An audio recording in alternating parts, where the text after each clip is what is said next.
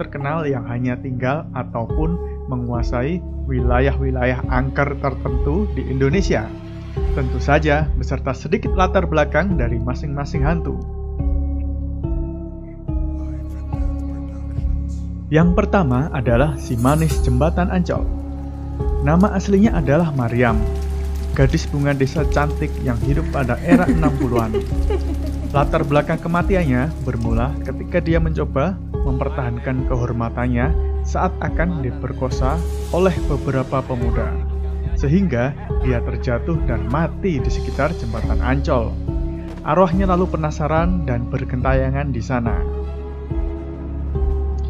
Cerita si manis jembatan Ancol cukup populer sampai dibuatkan seri TV-nya di tahun 90-an. Menurut saya penggambaran pada sinetronnya lebih ke wanita seksi agar rating TV-nya tinggi. Kalau benar penampakan aslinya seperti ini, pasti julukannya jadi si seksi jembatan Ancol kan? Yang kedua adalah Suster Ngesot. Seperti namanya, hantu ini berpakaian suster dan berjalan dengan ngesot atau menyeret kakinya karena kakinya hancur. Kisahnya berasal dari salah satu rumah sakit di Jakarta.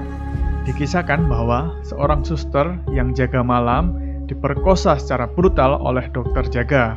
Kemudian meninggal, lalu arwahnya gentayangan di sekitar rumah sakit.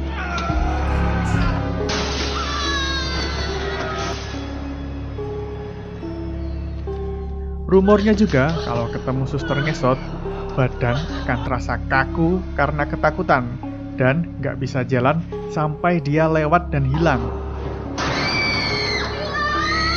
Wah, 3 menit bisa berasa 3 jam dong ya.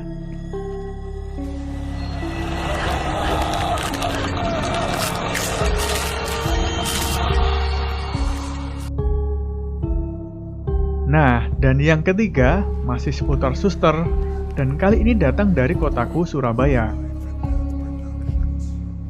Nama hantunya adalah Suster Gepeng. Sesuai namanya, hantu ini berpakaian suster dan tubuhnya menjadi hancur serta menipis dari proporsi manusia normal. Kisahnya sendiri berawal dari seorang suster yang karena kelelahan bekerja, dia tidak konsentrasi pada saat memasuki lift yang pada saat itu sedang rusak. Lalu dia terjatuh ke bawah dan tergencet lift dari atas sehingga tubuhnya pun hancur seketika. Rumah sakit itu kini sekarang sudah berubah menjadi mall, tetapi pada area tertentu masih terasa aura mistisnya. Kalau aku sih merasakannya pada area lift di malam hari. Ada beberapa cerita dari pengunjung bioskop setelah nonton Midnight, liftnya terkadang tidak bisa menutup, seakan-akan ada yang memencet tombol dari luar.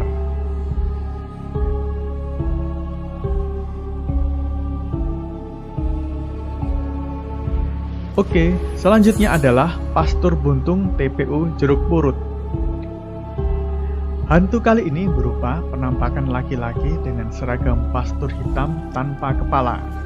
Jadi, kepalanya dia bawa sendiri di tangannya. Dia juga ditemani oleh seekor anjing jadi-jadian. Konon ceritanya, pastur ini salah pulang. Ia mencari-cari tempat makam kuburannya yang sebenarnya ada di unit Kristen TPU Tanah Kusir. Sedangkan di TPU Jeruk Purut hanya ada pemakaman unit Islam. Katanya juga jika ingin melihat hantu pastur ini, datanglah ke TPU Jeruk Purut di tengah malam dengan teman berjumlah ganjil dan mulailah memutari kawasan tersebut. Ada suara bola. Siapa yang main bola di kuburan?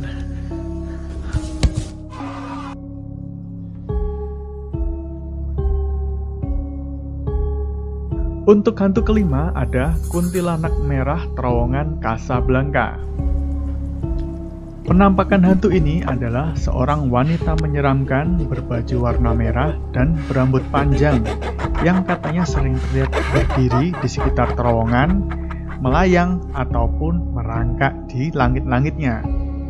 Asal ceritanya, konon ada pasangan yang terlibat hubungan terlarang sampai si wanita hamil. Lelakinya tidak mau bertanggung jawab. Keduanya lalu bertengkar hebat sampai si wanita terbunuh. Wanita itu pun dikuburkan diam-diam di lubang pembangunan terowongan Casablanca tanpa sepengetahuan siapapun. Arwahnya pun lalu mendendam hingga menjadi kuntilanak merah. Menurut masyarakat sekitar, untuk menghindari kejadian mistis di terowongan tersebut, kendaraan yang lewat disarankan membunyikan klakson sebagai izin untuk melintas.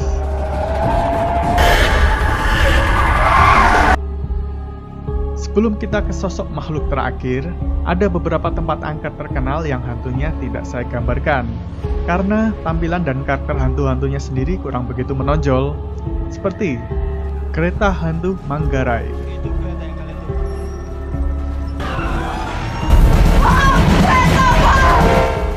Malklender Jakarta,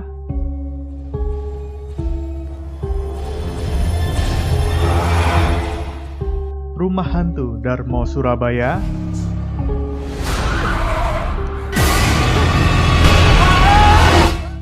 Lawang Sewu Semarang,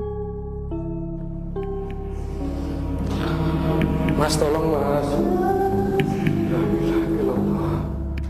dan juga Gunung Salak.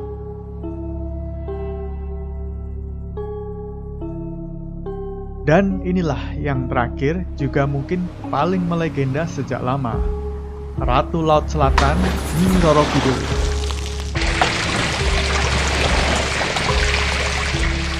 Sosok ini digambarkan sebagai wanita cantik yang menjaga dan menguasai daerah laut serta pantai selatan Jawa. Dia tampil dengan pakaian era kerajaan Jawa lama, didominasi warna hijau dan emas yang megah. Tidak seperti hantu-hantu sebelumnya yang lebih sejenis arwah penasaran, Nyi Roro Kidul mempunyai tingkatan jauh lebih tinggi karena mempunyai kesaktian, bahkan kerajaan tak kasat mata. Banyak sekali versi cerita asal-usul Nyi Roro Kidul, jadi saya tidak ceritakan di sini ya, karena akan terlalu panjang.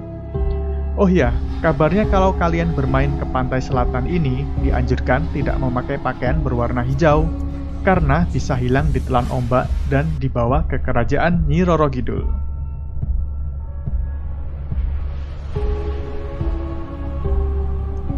Oke, itulah beberapa hantu terkenal di Indonesia yang tinggal atau menjadi penguasa di wilayah tertentu. Kalau ada yang terlewat, kalian bisa bantu lengkapi dengan tulis di komen ya.